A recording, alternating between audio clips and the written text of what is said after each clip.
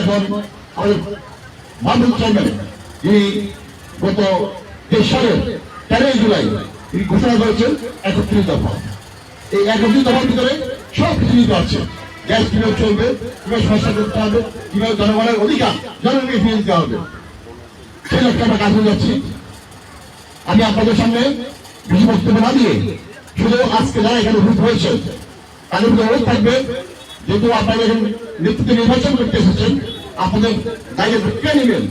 আগামী দিনের আপনাদের বিপদে আপদের কার্যক্রমে সকল কাজে নির্বাচনী কাজে আপনি সহযোগিতা করবেন, কার নেতৃত্বটা কাজ করবেন সেই নেতৃত্ব নির্বাচন করা। সেক্ষেত্রে আমাদের একটা লক্ষ্য রাখতে হবে, যারা অতীতে দীর্ঘ 17 বছর আমাদেরকে শাসন শোষণ করেছে, নির্যাতন নিপীড়ন করেছে, তাদেরকে কোনোভাবেই সুযোগ দিবেন না। তারা আমার দলে হলেও তারা কিন্তু আমাদের দলের বিরুদ্ধে কাজ করেছেন।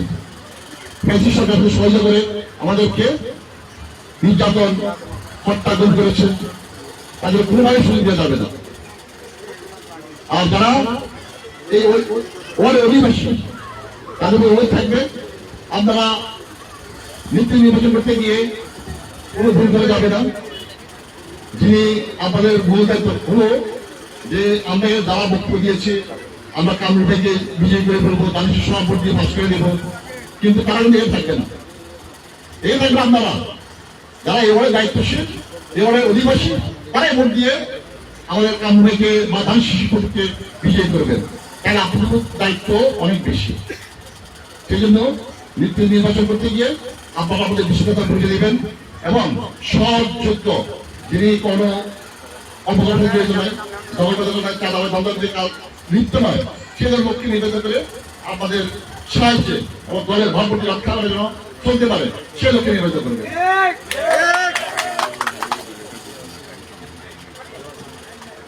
আমরা চাইব আজকে নীতি নির্বাচন করবো আমাদের প্রধানমন্ত্রী সলিমান জিহু ভাই। তার আগে আমি যে কথাগুলো বলছি এই কথাগুলো আপনার ভালোভাবে লক্ষ্য করবেন।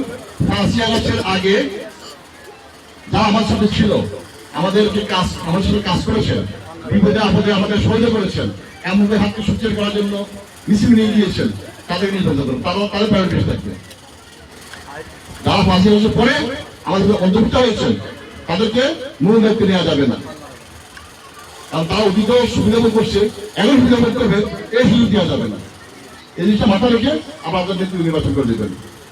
সবাইকে ধন্যবাদ জানিয়ে আগামী দিনের নেতৃত্ব, সুস্পষ্ট নেতৃত্ব যাবে আপনার মাঝে ফিরে আসে, গণতন্ত্রের অধিকার যেন ফিরে আসে, আপনার অধিকার যেন সুরক্ষিত থাকে, সেই লক্ষ্যে কাজ করে যাবেন, নেতৃত্ব নির্বাচন করবেন। তার আগে আমি বলবো, এখানে যারা আছেন আপনারা, আপনাদের আমরা একটি প্রশ্ন, আপনাকে এই 4 অধিবাসী ছাড়া বাইরে করে আছেন কিনা? কেউ আছেন আমার সামনে বা পিছনে? যারা পিএনএ এই অধিবাসী থাকেন তারা সামনে চলে যান, কারণ একটি বলে আমাদের প্রধানমন্ত্রী নির্বাচন পরিচালনা করবেন। যদি আমার পিছনে বা ডায়াসে থাকেন এই 1 নম্বর ওয়ার্ডের অধিবাসী সমাজের ভোটার, তার সামনে চলে যান। আর অন্য ওয়ার্ডে আমি বিশেষ করে আমি এবং মানিক, যুবদল সভাপতি মানিক, নিজাম খান, 3 জনকে দায়িত্ব দিচ্ছি।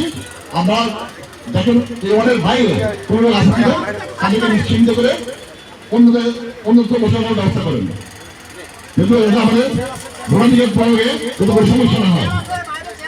ধন্যবাদ, আসসালামু আলাইকুম। আমি সবাইকে এই সুস্থ সুন্দর নির্বাচন প্রক্রিয়া সুসম্পন্ন করার আহ্বান জানিয়ে আগামী দিনের সকল আন্দোলন সংগ্রামে আমাদের পাশে থেকে তারা কাজ করে তাদের নির্বাচন করার উদ্যোগ আহ্বান জানিয়ে আমি আমার বক্তব্য শেষ করছি। খুদা হাফেজ। বাংলাদেশ জিন্দাবাদ, বাংলাদেশ জিন্দাবাদ, শহীদ জামাল জাসপতি বেগম জিন্দাবাদ, কারণ তারেক রহমান জিন্দাবাদ, আমাদের সকলের প্রাণ নেতা জনাব কামরুল ভাই জিন্দাবাদ। সবাই ধন্যবাদ। আসসালামু আলাইকুম।